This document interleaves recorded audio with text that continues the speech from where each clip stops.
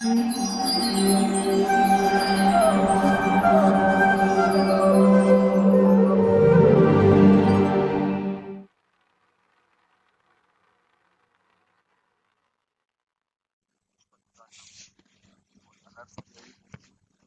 कारण हम लोग संघर्ष करते हैं, क्योंकि कई बार ऐसा होता है कि जैसा मेरा आज है, जब अच्छा हो गया, मैंने जब भी आज अच्छा किया, लेकिन कल अगर मेरा जब अच्छा नहीं हुआ, या मेरा अगर जब में कुछ बाधाएं आती है, तो वापस हमको संघर्ष करना पड़ता है। तो इसके लिए जिस तरह से उदाहरण दिया जाता है कि अगर हम झाड़ू मारते हैं घर में, तो झाड़ू मारते हैं तो आज के दिन है वो धूल है वो चली जाती है, लेकिन हम सबको पता है कि वापस कल भी झाड़ू मारना पड़ेगा, क्योंकि गंदगी वापस आएगी। तो इसके लिए ये जो 5 दरवाजे हैं, हमारे अंदर 5 दरवाजा है, द्वार है, हाँ? जिसको 5 ज्ञानेंद्रिय कहते हैं। सब लोग जरा आवाज साउंड अपना जो म्यूट कीजिए जरा। ओके। तो आंख, कान, नाक, त्वचा और ये जो जीभ है, ये 5 ज्ञानेंद्रिय है, ये 5 द्वार है। इसका माइक चालू है लगता है, किसी का माइक चालू रहेगा तो कृपया करके बंद कीजिए। हाँ। तो ये 5 दरवाजे के कारण ही क्या होता है ना, इन 5 द्वार से ही गंदगी आती है हमारे अंदर। तो उसके लिए शास्त्र में ये बताया भी है कि अभी हम झाड़ू तो मार रहे हैं, रोज हम जप करते हैं, लेकिन साथ साथ में हमको ये भी देखना है कि इन 5 द्वार से कोई हमारा कोई निगेटिव या नकारात्मक कोई चीज हमारे अंदर प्रवेश नहीं होना चाहिए। तो इसके लिए हमको सुनना भी क्या चाहिए, भगवान के बारे में सुनना चाहिए, आंखों से भी भगवान के बारे में, भगवान को देखना चाहिए, कानों से भगवान के बारे में सुनना चाहिए, मुंह से भगवान का प्रसाद खाना चाहिए। ये भी इतना ही जरूरी है। नहीं तो क्या होगा, हम रोज झाड़ू मारेंगे और रोज कचरा भी अंदर आएगा। तो ये दोनों चीजें हमको देखनी। तो इसके लिए हमको हमेशा अलर्ट, सतर्क रहना है, अलर्ट रहना है मुझे, कि मैं जब तो कर रहा हूँ या मैं जब तो कर रही हूँ, लेकिन साथ साथ भी मुझे ये भी देखना है कि मेरे अंदर कोई निगेटिविटी ना आए। और इसके लिए हमको हमेशा अपने आप को सतर्क रखना है कि मैं कहाँ पर जा रहा हूँ, मैं किन लोगों के साथ रह रहा हूँ। तो इसके लिए क्या होता है, मैक्सिमम लोग जो जॉब करते हैं या उनको बाहर जाना ही पड़ता है, कई बार ऐसे होता है कि दूसरों लोगों के साथ संग करने के कारण कई सारी अशुद्धियां मन में प्रवेश करती है। तो ये हो गया चेतो दर्पण मार्जनम। जब ये इसको हम भूल ही नहीं सकते, क्योंकि ये बहुत जरूरी है। अगर हम ये भूल जाएंगे कि क्यों मुझे भगवान के प्रति उतना प्रेम नहीं आता है, क्यों मैं भगवान का नाम लेता हूँ तो मुझे आनंद नहीं आ रहा है, तो आनंद इसके लिए नहीं आ रहा है क्योंकि ये 6 अनर्थ है वो रोक रहे हैं मुझे भगवान की अनुभूति के लिए।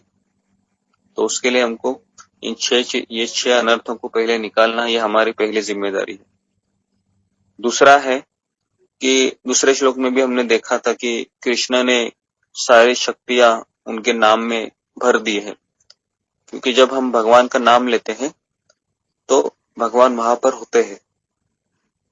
तो उसके लिए जब भी हम हरे कृष्ण मंत्र का जप करते हैं तो एक चीज हमको याद रखनी है, कृष्ण यहाँ पर खड़े हैं, वो हमारे नाम को सुन रहे हैं। उतना विश्वास तो हमको होना चाहिए। नामकारी बहुधा निज सर्वशक्ति। और उसके बाद और एक श्लोक आता है कि नाम चिंतामणि कृष्ण चैतन्य रस विग्रह पूर्ण शुद्ध नित्य मुक्तो अभिनत्व नाम नाम। अभिनत्व मतलब अभिन्न है, नाम और नामी, भगवान का नाम, और नामी मतलब स्वयं भगवान। ये दोनों भी अभिन्न है। तो जितना हमको इस चीज पे भरोसा होगा ना कि कृष्ण और कृष्ण का नाम दोनों एक ही है, उतना हम हरि नाम को गंभीरता से लेंगे। तो फिर हम दोनों को हम सीरियसली नहीं लेंगे और फिर अपराध करेंगे। अपराध इसलिए होता है कि हम भूल जाते हैं कि भगवान और भगवान का नाम दोनों एक ही है करके। तो इसके लिए जब हम हरे कृष्ण मंत्र का जप करते हैं तो भगवान है वहां पर रहते हैं और हमारे जप को सुनते हैं। तो इसके लिए प्रभुपाद कहते हैं कि 99% हमारी जो प्रगति है हमारे आध्यात्मिक जीवन में वह जप करने से होती है। आप तो इसके लिए ये जप करना ये बहुत जरूरी है। तो बहुत सारे लोग बोलते हैं कि हम जप मन में ही करते हैं, हमारा 24 घंटा चालू ही रहता है जप, लेकिन उसको हम ज्यादा प्राधान्य नहीं देते क्योंकि हमें 108 मणि के माला पे भी जप करना चाहिए। भगवान को दिखाना चाहिए कि मैं आपके लिए अलग से समय निकाला है या मैंने अलग से समय निकाली है, तो इसके लिए मैं उसके ऊपर जप कर रहा हूँ। और कई सारे धर्मों में, कई सारे संप्रदाय में ये भगवान के नाम का जप करने को बहुत महत्व दिया गया है। अगर आप क्रिश्चियन के चर्च में भी आप जाओगे तो चर्च के पास भी जो फादर होता है उसके पास रोजरी होता है, उसके पास भी माला होती है, वो भी जप करते रहता है। तो इसके लिए ये कई सारे संप्रदाय में भी, अगर आप सिख है, गुरु नानक है, सारे संप्रदाय में वो भी गोविंद का नाम का जप करते हैं या भजन करते हैं। तो इसके लिए ये भगवान का नाम का सभी जगह पर सिफारिश किया गया है।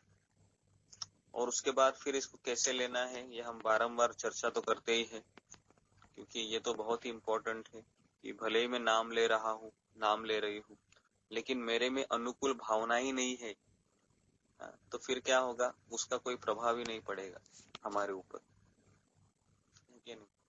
तो उसके लिए चैतन्य महाप्रभु और सनातन गोस्वामी का एक डायलॉग है चैतन्य चरितामृत में, जिसमें सनातन गोस्वामी को चैतन्य महाप्रभु कहते हैं कि सनातन तुम्हारी नम्रता से मेरे हृदय है वह विदीर्ण हो रहा है,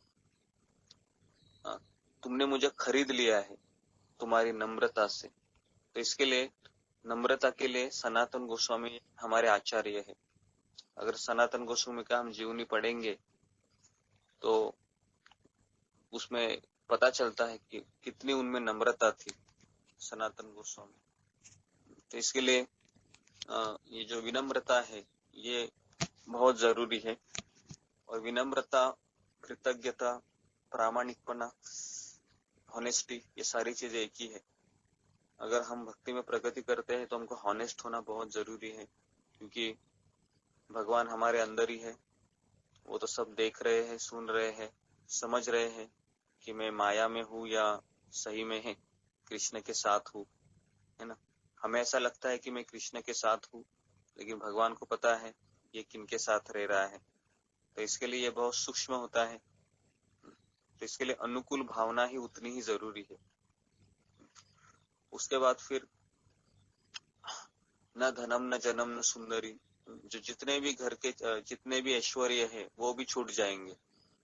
ये सब ऐश्वर्य कभी छूटते हैं, कभी वैराग्य आता है जब हम अनुकूल भाव से हरिनाम का जप करते हैं। इसके लिए नामाचार्य हरिदास ठाकुर आप ले लो, वो 192 माला करते थे, लेकिन आप सोच सकते हो वो खुद को इतना अधम समझते थे। ये अधम समझना ही पूर्णता है भक्ति की। हम समझते हैं कि मेरे में कुछ गुण है, मैं क्वालिफाइड हूँ, मैं अधिकारी हूँ, इसके लिए मैं भक्ति कर सकता हूँ। ऐसा नहीं है। अगर हम जितने भी आचार्य देखोगे, हरिदास ठाकुर ले लो, सनातन गोस्वामी ले लो, जितने भी हमारे आचार्य हैं, खुद को अधम समझते थे, खुद को वो समझते थे मेरी कुछ योग्यता ही नहीं है। तो ये जो भावना है ना, ये बहुत जरूरी है। जप करने के लिए, और तभी ये सारा चीज हो जाता है धीरे धीरे धीरे धीरे। तो इसके लिए अनुकूल भावना ही उतनी ही महत्वपूर्ण है अगर हमको भगवान का नाम लेना है तो। और रामायण में भी हम देखते हैं कि किस वानर सेना है वो पत्थर पे राम नाम लिखती थी। तो कई सारे आप देखोगे, सत्य युग ले लो, त्रेता युग ले लो, द्वापर युग ले लो, कलयुग ले लो, सारे युगों में भले ही युग धर्म अलग अलग था, लेकिन भगवान के नाम की सिफारिश सभी जगह पर की गई है। तो इसके लिए ये जो हम कर रहे हैं, भगवान का नाम ले रहे हैं, भले ही हमारी इच्छा है नहीं इच्छा है, लेकिन हमको इसको गंभीरता से लेना चाहिए। और आप सभी लोग 4 बजे उठकर भगवान के नाम लेने के लिए आप आ रहे हैं, सही में आप सबसे भाग्यवान लोग हैं इस पूरे पृथ्वी के नहीं, ब्रह्मांड के, क्योंकि ब्रह्मांड के भाग्यवान लोग हैं कि आप 4 बजे उठकर भगवान के नाम जप करने के लिए आते। नहीं तो इस संसार में कलयुग में कौन है जो इतने सुबह भगवान का नाम जप करने के लिए आते। कई सारे लोग इस्कॉन में भी कई सारे लोग सोचते हैं कि आराम से 16 माला करेंगे, 16 माला तो कभी भी कर सकते हैं, लेकिन अगर हम ब्रह्म मुहूर्त में 16 माला करते हैं तो उसका कुछ अलग ही इफेक्ट होता है। तो इसके लिए हमको भगवान के नाम को गंभीरता से लेना चाहिए अपने जीवन में। कई सारे बाधाएं आएंगी जब आप नाम लेंगे तो, क्योंकि हम सबको पता है कि वृंदावन भी शांति का कोई जगह नहीं था, वृंदावन में हमेशा अशांति बनी रहती है। तो अगर हम हमारे हृदय को हम वृंदावन बनाना चाहते हैं तो एक चीज समझ लो कि मेरा हृदय भी अशांत होता रहेगा, है ना। लेकिन क्यों अशांत हो रहा है? क्योंकि कृष्ण चाहते हैं कि और तीव्रता से ये मेरा भजन करे, और तीव्रता से मेरा नाम ले। और हमेशा प्रार्थना का मूड भी बनाए रखना है, हमको प्रार्थना भी करनी है हर एक मंत्र के समय, या बीच बीच में जब आपको लगता है कि मैं भगवान का नाम ले रहा हूँ लेकिन कुछ हो नहीं रहा है, क्यों नहीं भगवान मेरे आंखों से आंसू आ रहे हैं, तो भगवान को इस तरीके से पुकारना है जैसे द्रौपदी ने पुकारा था भगवान को। तो ये सारा फीलिंग तभी आता है जब हम भगवान की शरण जाने की चेष्टा करते हैं। तो इसी भावना से हम आज की नाम जप करेंगे। बहुत बहुत धन्यवाद आप सारे भक्तों का। हरे कृष्णा कृष्णा कृष्णा हरे राम हरे राम, हरे राम राम हरे राम, हरे हरे हरे प्रभुपाद। कृष्ण प्रभु जी, प्रणाम।